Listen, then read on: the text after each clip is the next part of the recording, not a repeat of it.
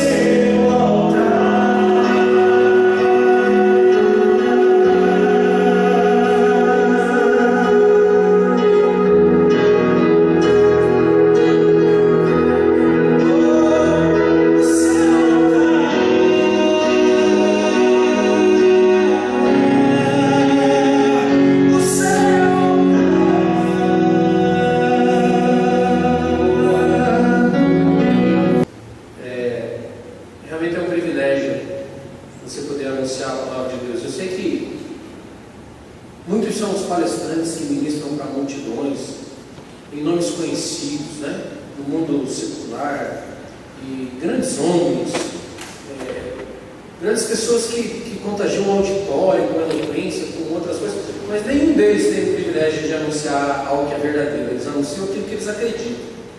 Um programa, uma programação, sei lá o que eles falam, mas anunciar a palavra de Deus é algo extremamente diferente de tudo que eu já fiz na minha vida e de tudo aquilo que eu posso fazer, porque eu estou anunciando a voz de um Deus que é vivo, que se comunica com o seu povo, né? E que escolheu uma forma escrita, uma forma que jamais vai deixar de existir, que é a palavra escrita, né? Enquanto aqui nessa terra, enquanto aqui nessa era, para se comunicar com o seu povo, né? Então, na época era a melhor tecnologia que existia, e hoje continua sendo uma excelente tecnologia, a palavra escrita. Então eu gostaria de compartilhar com vocês alguns versículos da Bíblia. Eu quero que você abra a sua Bíblia em Neemias, no capítulo 1. Se você não trouxe a sua Bíblia, irmão, você precisa ser corrigido por chicotes, mas vamos deixar isso para outra hora. É importante você trazer a sua Bíblia. Eu falava com o Celso, a gente estava no trabalho e não deu tempo de eu passar em casa e pegar a minha Bíblia. E todo mundo sabe que hoje qualquer celular tem uma Bíblia, né? Mas eu me sinto incomodado de ler a Bíblia no celular, não é a mesma coisa, parece que aquela ali é falsa. Não que seja, né? Mas eu prefiro folhear aqui o papel e ver que parece que tem mais, para mim pelo menos, não sei se isso não é superstição, porque eu não sou supersticioso, mas é algo assim que para mim demanda total respeito, eu gosto muito disso. Eu gostaria que você criasse o hábito de trazer a sua Bíblia, né? O culto, porque você anda com o celular no bolso, todo mundo tem um celular. Agora quando você põe a Bíblia embaixo do braço, você se torna diferente das outras pessoas, as pessoas vão olhar para você, né? Eu vejo que tem muitas pessoas que ganharam Bíblia nesse ministério aqui e nunca mais usaram, deixaram a Bíblia lá na casa como um adereço, como alguma coisa assim. Ok, tranquilo, pedir de oração aqui que chegou, nós vamos orar. Então, como eu disse, eu gostaria de, num tempo não muito longo, só a gente meditar em alguns versículos da Bíblia, porque eu tenho certeza que você já conhece esse texto. Eu gostaria de hoje a gente tivesse um tempinho maior de oração. Não sei qual é o tempo que o Celso tem, até as 9, 9 e 10, é isso, Celso? Que a gente tivesse um tempo precioso de oração, né? Se assim o Senhor permitir. Então, em Neemias, no capítulo 1, eu tenho certeza que muitas dessas palavras que nós vamos ler, a grande maioria já leu, já teve contato, porque é um capítulo bem conhecido. E diz assim a palavra do Senhor: as palavras de Neemias, filho de Acalias. E sucedeu no mês de Quisleu, no ano 20º, estando eu em Susã, fortaleza, que veio Anani, um dos meus irmãos, ele e alguns de Judá, e perguntei-lhes pelos judeus que escaparam e que restaram no cativeiro, e acerca de Jerusalém. E disseram-me: os restantes que restaram no cativeiro lá na província estão em grande miséria e desprezo, e o muro de Jerusalém fendido, e as suas portas queimadas de fogo. E sucedeu que, ouvindo eu estas palavras, assentei-me e chorei e lamentei por alguns dias, e estive jejuando e orando perante o Deus dos céus, e disse: ah, Senhor, Deus dos céus, Deus grande e terrível, que guarda o conserto e a benignidade para com aqueles que te amam e guardam os teus mandamentos. Estejam, pois, os teus ouvidos atentos e os teus olhos abertos para ouvires a oração do teu servo, que hoje eu faço perante ti, de dia e de noite, pelos filhos de Israel, os teus servos, e faço confissão pelos pecados dos filhos de Israel, que pecamos contra ti. Também eu e a casa de meu pai pecamos. De todo nos corrompemos contra ti, e não guardamos os mandamentos, nem os estatutos, nem os juízos que ordenaste a Moisés o teu servo. Lembra-te, pois, a palavra que ordenaste a Moisés, dizendo: vós transgredireis e eu vos espalharei entre os povos, e vós vos converteis a mim e guardeis meus mandamentos, e eu os fareis. Então, ainda que os vossos rejeitados estejam no cabo do céu, de lá os ajuntarei e os trarei ao lugar que te tenho escolhido, para lhe fazer habitar o seu nome. Estes ainda são teus servos, o teu povo que resgatastes com a tua grande força e com a tua forte mão. Ah, Senhor, estejam, pois, atentos os teus ouvidos à oração do teu servo, e a oração dos teus servos que desejam temer o teu nome, e faze prosperar hoje o teu servo, e dá-lhe graça perante este homem. Então eu era o copeiro do rei. Amém, irmãos? Então, Neemias aqui, ele estava no cativeiro, cativo, e ele perguntou acerca das pessoas que estavam na província de Judá, no país chamado Judá, na cidade de Jerusalém. Para quem não sabe, aqui tem essa época que ele está falando aqui, é a época em que foi um pouco tempo antes aqui, mais ou menos uns 80 anos antes, o reino de Judá havia sido invadido, saqueado, destronado, e todas as pessoas, jovens, fortes e que poderiam trabalhar, foram levados para a Babilônia, foram levados cativos para a Babilônia. E as pessoas que ficaram lá eram as pessoas fracas, pobres, desfavorecidas e de grande idade avançada já. Então o estado das pessoas que ficaram em Jerusalém eram pessoas que estavam morrendo à míngua, como a gente diz aqui. E ele pediu informação dessas pessoas, e quando ele soube do estado destas pessoas que lá haviam ficado, ele se entristeceu muito. A Bíblia fala que ele orou, que ele chorou por alguns dias, se desanimou por alguns dias, mas ele orou, jejuou e pediu ao Senhor. E depois a gente vai ver que ele recebeu ordens do rei, cartas de recomendações, que era muito mais importante do que dinheiro na época, e foi reconstruir a cidade. Nós não temos tempo de falar da grandiosidade histórica que esse texto aqui nos diz. E depois da reconstrução física dos muros de Jerusalém. E também a gente poderia entrar na reconstrução espiritual que Esdras, antecessor de Neemias, proporcionou para esse povo. Então assim, muito conteúdo para se falar em um dia apenas, em apenas meia hora, 40 minutos aí. Então fica aí para vocês darem uma percebida nesse texto em casa, estudarem esse texto em casa, que realmente é muito rico. Mas o que chama a atenção aqui é a atitude que Neemias tem diante de uma situação completamente adversa, em que ele pouco poderia fazer. Neemias aqui ele não tinha muita alternativa.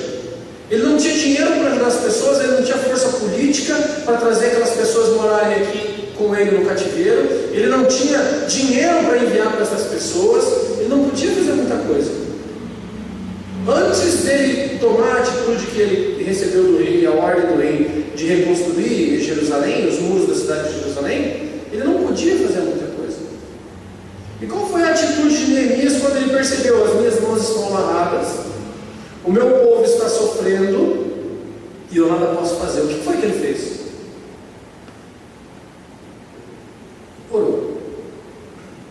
Ele orou. E aí eu não quero que você aprenda aqui hoje que a oração é só quando não tem mais o que fazer, né? Agora não dá, está um desgraceiro todo, agora eu preciso orar, vou ter que dobrar o joelho. Não. Neemias, ele era um homem, se você for olhar todo o livro de Neemias, ele faz algumas orações, não são poucas, ele faz algumas orações. Em todas as atividades do dia a dia de Neemias, ele orava. E ele não orava de uma forma formal, como a gente vê em muitas pessoas, muitos pastores, muitos homens. Ele orava como quem falava com um amigo. Esse é o nível desejado que nós precisamos ter de oração com o Senhor. O que é oração? O que é oração? Na língua portuguesa, a oração é uma frase. Uma oração, lembra dessas liçõezinhas de casa? Aí tinha uma frase lá: Celso foi à escola. Na oração, Celso foi à escola, quem é o sujeito? O milagre, para levar o Celso à escola, o milagre. Mas na verdade era o Celso. Então, a frase é uma oração. Mas na nossa língua, que é a palavra de Deus, oração é uma conversa que você tem com o seu pai. Oração é um pedido de socorro, ou um agradecimento, ou uma simples conversa de amigo com o seu pai, com o seu Criador, com o seu Senhor.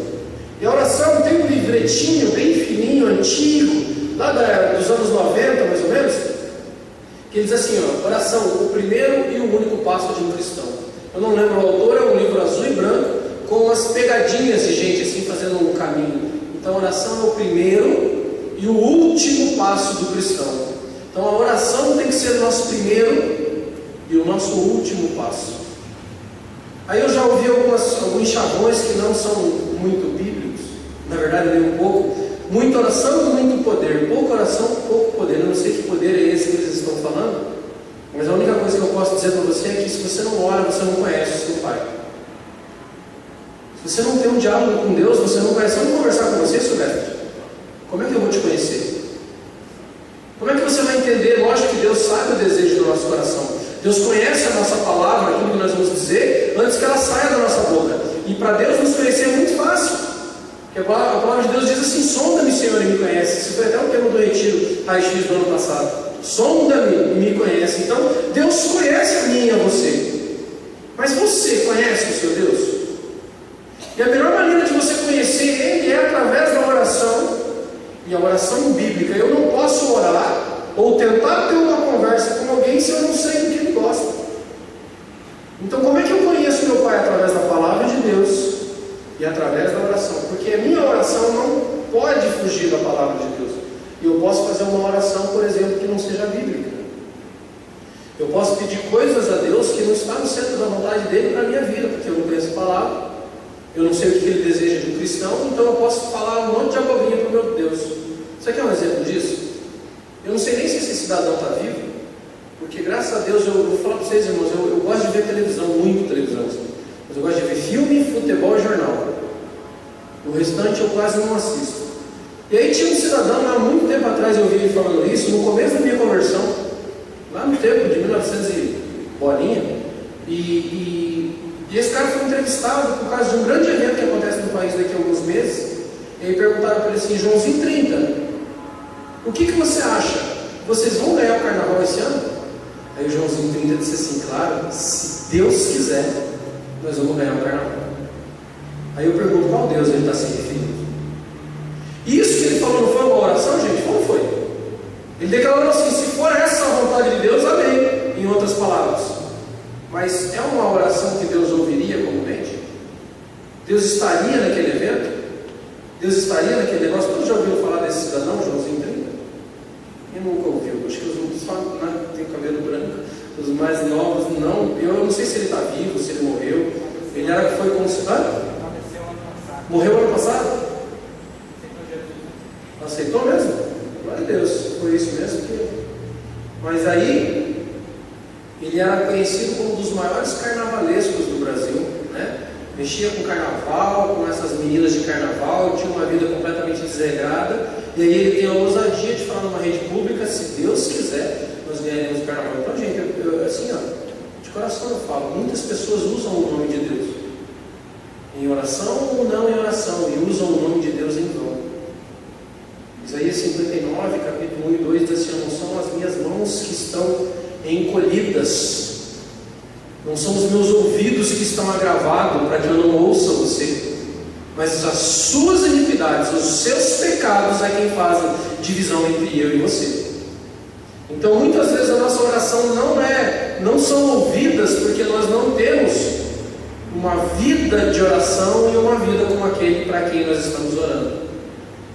E aí o caso de Neemias não é esse, porque era um caso extremo. Ele recebeu uma notícia dos filhos de Judá, o povo que havia sobrado no cativeiro, estavam todos morrendo a língua assim, e ele orou como um recurso, não o último, mas como um recurso que ele tinha.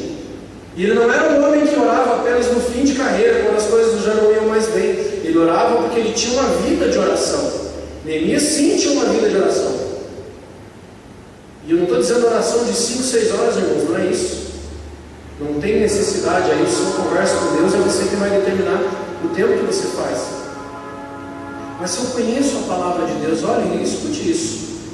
Se eu conheço a palavra de Deus, se eu sei qual é a vontade de Deus para mim, se eu sei aquilo que Ele espera de um cristão, e se eu sei exatamente qual é o meu propósito aqui na terra, a minha oração pode ser de 2 minutos, mas ela vai ser uma conversa certeira. Sabe quando você vai conversar com uma pessoa e aquela pessoa fica rodeando você e fala a mesma coisa em 7, 8, 10 frases? E fica enrolando você e você conversa meia hora e você não toma uma atitude nenhuma porque você não entendeu o que ele quis dizer naquele tempo todo. Quando a gente não sabe o que a gente quer com Deus, é a mesma coisa.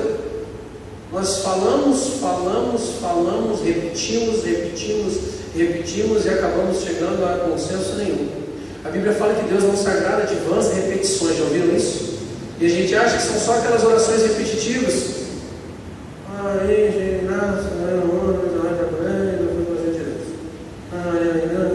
Não tem muita coisa a ver com isso.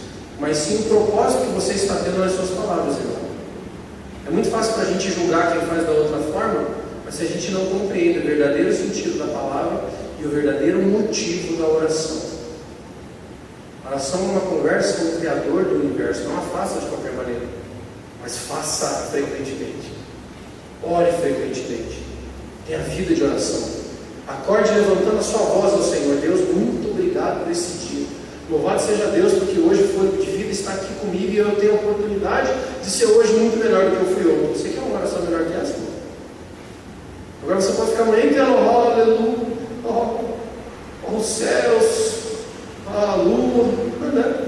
Enchendo linguiça. Lá tem uma frase que é do meu tempo, que a gente falava assim que qualquer expressão com segundas intenções a gente chamava de papo aranha. Já ouviu falar disso? Não. Deus não vai no seu papo aranha, Deus não cai na sua conversa fiada. Deus conhece o seu coração. Então, seja claro, nítido e verdadeiro nas orações que você faz. Neemias, ele observou o estado daquelas pessoas. Ele viu que ele não podia fazer muita coisa. Então ele decidiu orar. A oração de Neemias em favor de um propósito, e ele cita a palavra de Deus na oração dele, ele fala: lembra-te das tuas palavras que você disse a Moisés. Lembra que você não ia desamparar o povo, você ia juntar o povo para você? Ele lembrou a Deus, ele não está cobrando Deus, não entenda errado. Ele só está dizendo que ele conhecia Deus. Eu sei que o Senhor escreveu, e eu entendo da sua promessa para aquele povo. Então que se cumpra a sua promessa sobre aquele povo. E aí Deus moveu o rei, para que o rei daquela época, o imperador daquela época, desse dinheiro, recursos e mão de obra, para que ele fosse até Israel, até Judá, para ser mais exato, em Jerusalém, e reconstruísse os muros. E depois disso, a cidade foi fortificada, e é claro que tem todo um contexto histórico. Israel nunca mais voltou a ser o que era depois que foi invadido, irmãos. Porque é bem claro aqui o motivo que Israel foi invadido pelo pecado e iniquidade do povo. Nunca mais voltou a ser o que era. Mas ele pôde ajudar muitas pessoas aqui através de um propósito verdadeiro de oração. E se você for acompanhar todo esse livro, como eu já disse antes, você vai ver que ele vai orar mais ou menos umas 8 ou 9 vezes com propósitos bem definidos, entendendo qual era a vontade de Deus para esse contexto, para este povo, para essa nação. A oração, quando eu conheço a palavra de Deus, quando eu sei exatamente qual é o propósito de Deus para as coisas e para as pessoas, a minha oração ela é mais eficiente. Isso não é uma fórmula mágica, meu irmão. Sabe como é que é o nome disso? Comunhão. Se eu conheço a palavra de Deus, e se eu tenho uma conversa com Ele diária e com bastante frequência, eu vou conhecer melhor o meu Pai.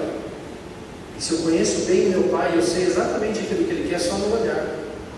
Já tiveram a experiência do pai de vocês olhar bravo para vocês? Assim? Eu já, muitas vezes, na verdade. Então eu sabia exatamente o que o olho do meu pai queria dizer quando ele estava feliz, quando ele estava triste, quando aquilo que eu pedia para ele ia me dar, ou quando aquilo que eu pedia para ele não fazia a mínima ideia de me dar nada. Só pelo olhar. Por quê? Porque eu tinha um convívio diário com o meu pai. Conhecia o meu pai só pelo olhar dele. Ainda conheço, porque ele ainda é vivo, graças a Deus, mas eu conheço ele ainda pelo olhar. Eu conheço a minha esposa pelo olhar. Por quê? Porque eu sei quem ela é, eu tenho comunhão com ela diariamente, eu converso muito com ela. E Deus, quando Ele se movimenta na sua vida, você sabe exatamente o que Ele quer? Você tem entendido quais são os olhares e os gestos de Deus para você? Essa palavra de propósito de oração faz sentido na sua vida, irmãos? A igreja precisa despertar para a oração. A igreja precisa despertar para a oração. E aí nós temos uma iniciativa aí do Celso, um trabalho muito legal, que é o nosso 24 horas de oração aí no sábado, nosso relógio de oração aqui no sábado, mas que não seja esse o único momento que você ora durante o mês.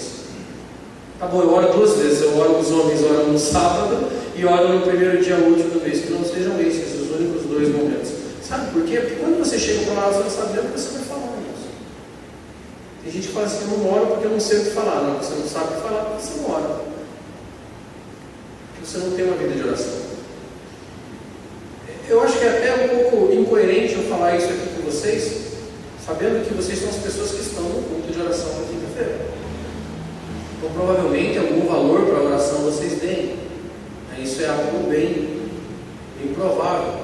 E se vocês sim têm uma vida de oração e conseguem orar desta forma, contagiem as outras pessoas. Neemias orou por um povo que provavelmente nem se lembrava do Deus que ele servia. O povo que ficou em Jerusalém aqui estava como coitadinhos, sim, coitadinhos, sem dinheiro, sem casa, doentes, enfermos, abandonados. Mas não se esqueça que esse foi o povo que Deus falou que havia desobedecido a eles. Pela iniquidade desse povo é que eles estavam abandonados dessa forma. Quantas pessoas vocês conhecem que estão abandonados da mesma forma que esse povo está? Que você provavelmente não olha por eles. E só para a gente encerrar, eu gostaria que você lembrasse, eu vou dar 10 segundos para você fechar seu olho. Feche seu olho, por favor. E lembre quantas orações você prometeu fazer por alguém e não fez. Você consegue lembrar? São tantas assim que você não lembra? Quantas pessoas que chegaram para você e falaram assim, irmão, por favor, ore por mim. Eu estou passando uma luta. Você disse, amém, irmão, eu vou orar. E daí de novo outra pessoa disse assim, irmão, ore pelo meu filho, porque ele está com um problema e você diz assim, eu vou orar. E você prometeu uma palavra de oração para aquela pessoa. Agora você pode abrir o seu olho. Eu quero contar uma história para incentivar que você nunca mais prometa oração para alguém sem você orar. Quando eu trabalhava numa outra empresa lá em Curitiba, tinha um colega nosso de trabalho que chamava Edson, ele tinha 50 anos. E ele foi diagnosticado que ele tinha leucemia. E aí Deus me mostrou muito certo no meu coração assim, Fábio, vai lá e ora por ele, fala da minha palavra para ele, porque ele não vai passar. E Deus me falou isso muito claro. Eu falei, tá bom, senhor, amanhã eu vou, claro que eu vou orar por ele, E aí tinha alguns outros vendedores que tinham um contato mais próximo. Eu ainda mandei recado, avisa que eu vou lá orar por ele. Eu vou lá orar, avisei.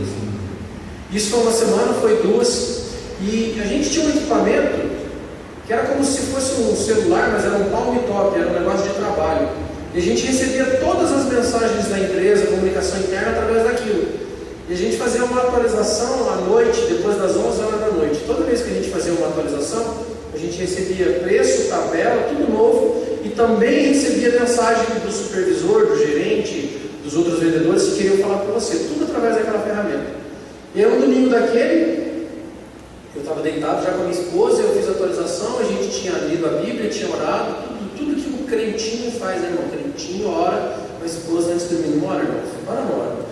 Então, crentinho, sou crentinho, tinha orado com a minha esposa, a gente estava se preparando para dormir, tinha lido a palavra, não tinha lido a palavra, eu não sou crentinho, li a palavra. Nossa, que bênção, Fábio, você não pensa.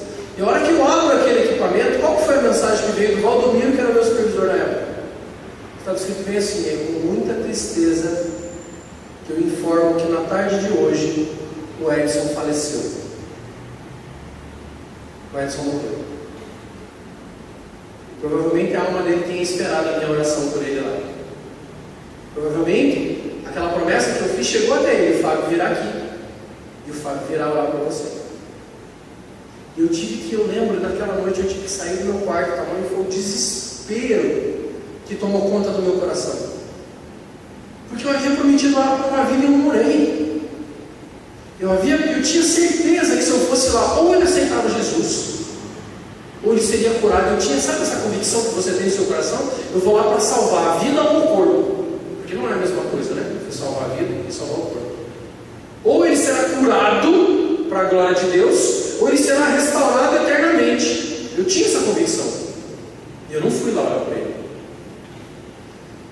Mas Deus é bom. A Bíblia diz que ele usou uma mula.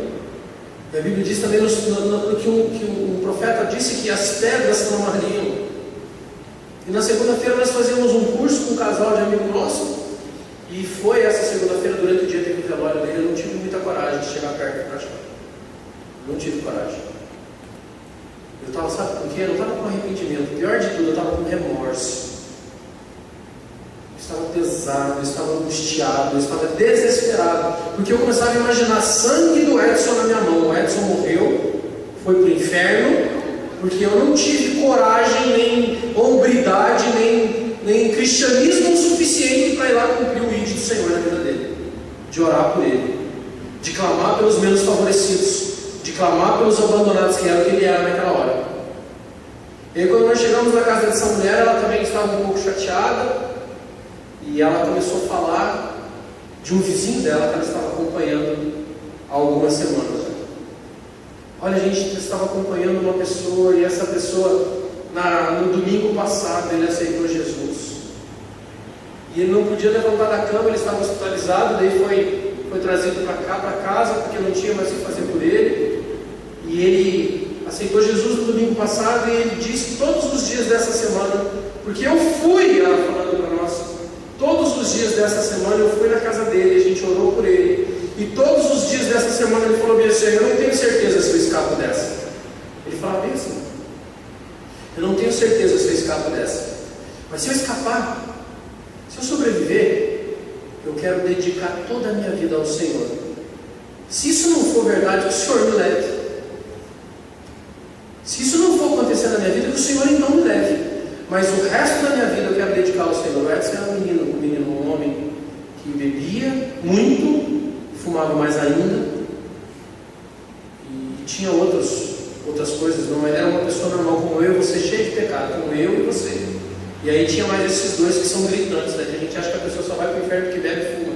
A gente esquece que o mentiroso, o caluniador, o fofoqueiro também vai para o mesmo inferno.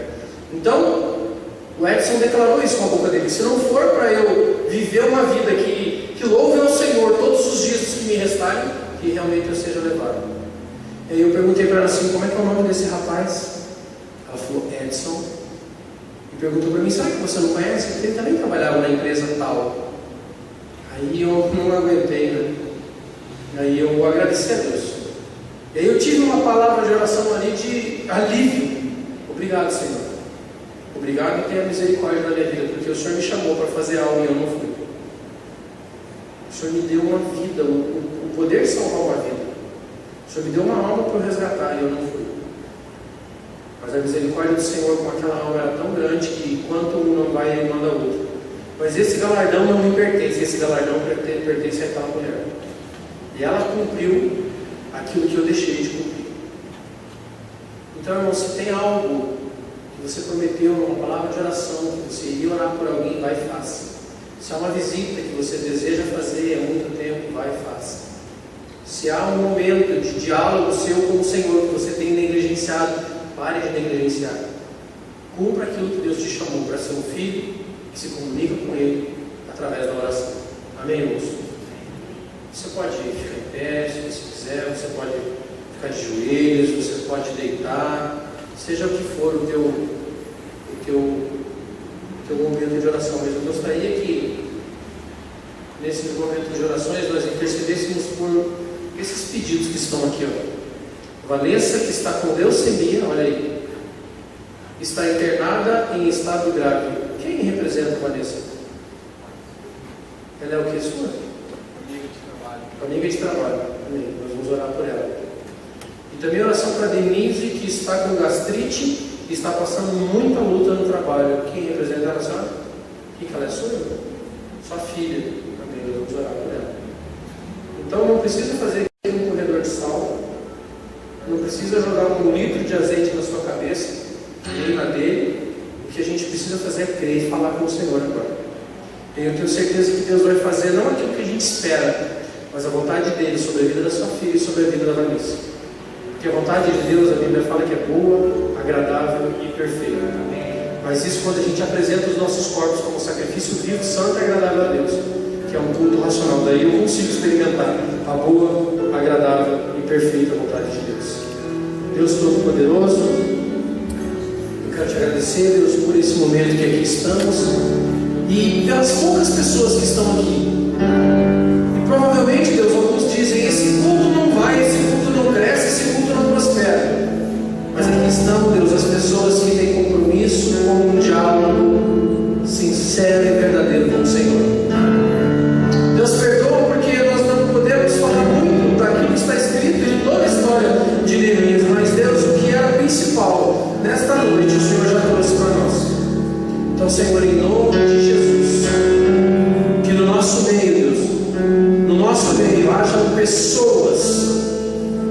pessoas dedicadas a uma vida de oração, pessoas que não consigam sobreviver sem ter uma vida de oração.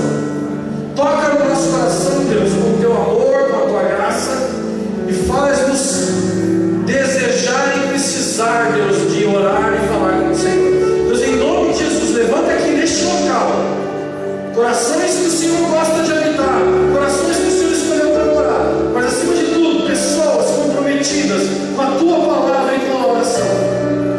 Que aqui hajam intercessores, que neste meio hajam pessoas que vão aos hospitais orar e fazer com que os doentes sejam curados, que os cativos sejam libertos através de uma palavra de oração. Deus, em nome de Jesus, é o momento da igreja acordar, despertar e testificar a palavra, em nome de Jesus, Pai. Nós oramos pela Denise, Deus, e essa gastrite que ela está tendo, talvez por uma situação do trabalho, nervosismo, seja lá o que for, Deus, eu não sou médico, não me interessa saber o que está acontecendo, me interessa saber que o Senhor é o autor da vida, e o Senhor pode curar ela agora, da mesma forma, Deus, como a Vanessa, que está em estado grave, por causa de uma leucemia no hospital. O Senhor é o autor da vida, o Senhor fez com que o sangue dela corresse, então esse câncer no sangue, o Senhor pode tirar agora, Deus. Em nome de Jesus nós declaramos que assim como aquela figueira que não deu frutos no tempo certo, quando Jesus desejou frutos dela, ordenou para que ela secasse até a raiz, cada uma dessas enfermidades agora sequem até a raiz, em nome de Jesus. Não prospere nesses corpos, Pai, em nome de Jesus, que haja cura, não para que um pregador ou que uma pessoa se glorie, mas para que o teu nome, Deus, o teu nome que é santo, verdadeiro e puro, seja glorificado. Pai, em nome de Jesus Cristo, alcance essas pessoas, Pai, alcance cada uma dessas duas pessoas, a Denise e a Vanessa, para que o teu nome seja glorificado, Pai, para que seja testemunhado do teu amor e do teu poder sobre a vida delas. Não que uma igreja seja testemunha, seja edificada, mas que, Pai, a tua palavra e o teu nome sejam engrandecidos nessas situações, que elas venham aqui, Deus, testemunhar do seu amor. Em nome de Jesus Cristo, nos dá, Senhor, desejo de orarmos, desejo de estarmos na tua presença, desejo de falarmos, Deus, ao Senhor com o nosso coração aberto, limpo, puro, sem máscara, sem manchas, Deus, em nome de Jesus. Uma igreja dirigida por uma palavra de oração. Nós oramos, Deus, por toda a liderança desta igreja agora.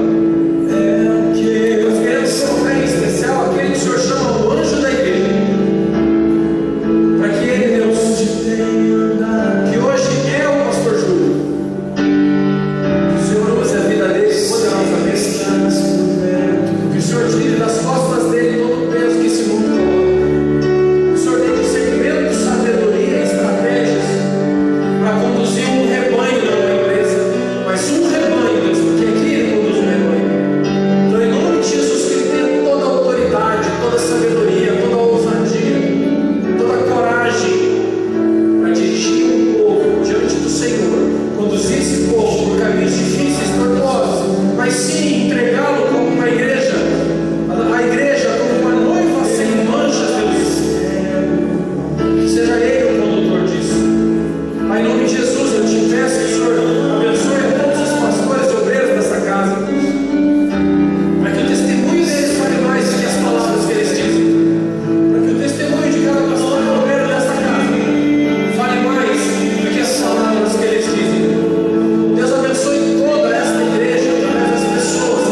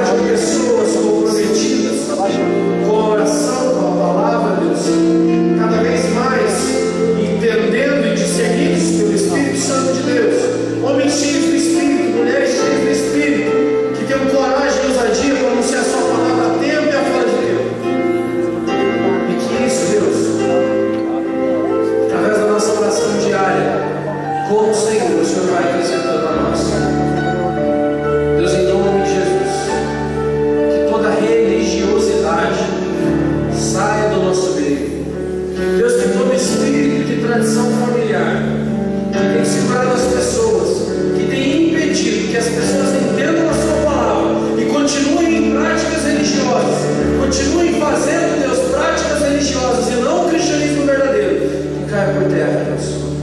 Em nome de Jesus, que essa igreja viva um novo ano, um novo momento, um novo mover da tua palavra, que realmente seja um ano da alegria completa de ser filho, que as pessoas entendam o que é ser filho de Deus, mesmo que seja nessas últimas semanas, essa palavra que foi lançada no final do ano passado, a alegria completa de ser filho, que essa palavra se cumpra na vida das pessoas, entender e receber essa alegria de ser filhos de Deus, que essa palavra se cumpra, porque esse tema não foi dado aleatoriamente, isso nasceu no seu coração, então que se cumpra essa palavra, Deus, nós possamos entender qual é a alegria completa de ser filho, e não um parente próximo, mas um filho que depende do pai para tudo, um filho que só encontra refúgio e conforto no seio do pai, um filho que não teme os inimigos, porque o seu pai sempre está do lado, um filho que não tem medo das coisas e dos desafios da vida,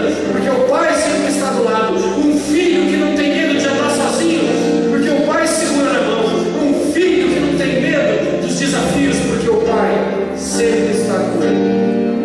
Deus, em nome de Jesus, um filho que tem o exemplo de aprendizagem do pai, um filho que tem o modelo do pai perfeito que somos nós, nos ensina a sermos perfeitos como nosso pai, nos ensina a sermos perfeitos como o Senhor, Deus. Em nome de Jesus, Pai, em nome de Jesus, Deus, nos ensina a ser a igreja que o Senhor imagina estar. Que o Senhor nos ministre no nosso coração nesta noite, e que essa palavra faça total diferença em nossa vida. Em nome de Jesus, Deus, quanto poderoso é o Senhor, Pai. Graças nós te damos, Senhor. Louvado seja o teu nome, bendito seja o teu nome, Deus. Santo é o teu nome, Senhor. Santo é o teu nome, Senhor. Eu te peço, Deus, ouve a oração da tua igreja agora, a tua igreja que ora. Cada uma das pessoas que está aqui, Deus, colocou diante do Senhor, eu tenho certeza, um pedido, alguma coisa, uma situação, uma causa, ou um agradecimento, uma súplica, abriu o coração em sinal de desespero, mas cada uma delas expôs ao Senhor algo que elas necessitam e que vem no Senhor a única alternativa para que isso se cumpra. Então, Senhor, dá no coração delas a certeza de que o Senhor as ouve, mas que o Senhor cumpre segundo os seus propósitos. Deus, em nome de Jesus, me ensina e ensina o meu irmão a cumprir os seus propósitos em nossa vida. E que a cada momento de oração que nós tivermos, que a cada momento em que orarmos e clamarmos e nos colocarmos na sua presença, o Senhor fale mais forte ao nosso coração. O Senhor fale mais forte ao nosso coração. Porque, Deus, para onde nós podemos ir, aonde nós podemos nos esconder, se só o Senhor tem as palavras de vida eterna, nos faz, Deus, termos apetite, fome pela tua palavra, desejo pela tua palavra. Ensina-nos, Deus, a compartilhar a tua palavra. Nos dá, Deus, força para orarmos, aonde quer que seja, aonde quer que estejamos, seja o tempo que for a tempo e a fora de tempo. Em nome de Jesus que nós oramos, Pai. Amém. Graças a Deus. Louvado seja Deus, louvado seja o seu nome, bendito é o teu nome. Graças a Deus. Irmãos, nós vamos encerrar. E eu gostaria que realmente você compreendesse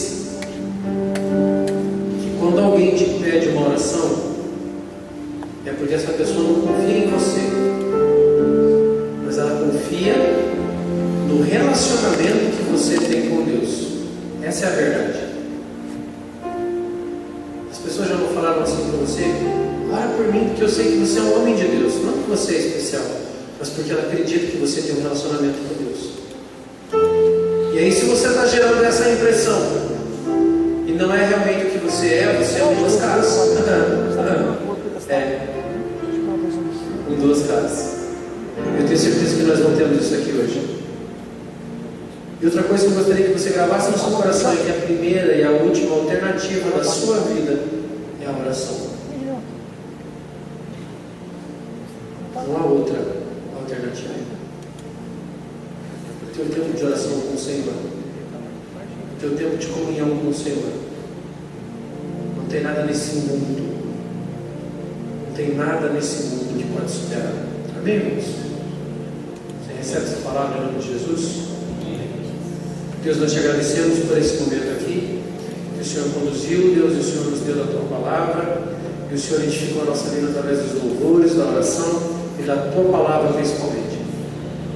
Eu te peço, Deus, que isso não seja um vento que entra por um ouvido e sai pelo outro, que não é esse o propósito da tua palavra, mas que o nosso coração, Deus, possa abrigar a tua palavra, nós possamos entender, compreender e, mais do que isso, pôr em prática aquilo que o Senhor tem falado para nós, Deus. Em nome de Jesus, guarda cada uma dessas pessoas que aqui estão, abençoe elas poderosamente, sobretudo com o desejo de ouvir mais do Senhor através de uma palavra de oração. O grande amor do Deus Pai, a graça salvadora do amado Filho e a mais doce comunhão e consolação do Espírito Santo esteja conosco hoje, amanhã, depois de amanhã e todos sempre.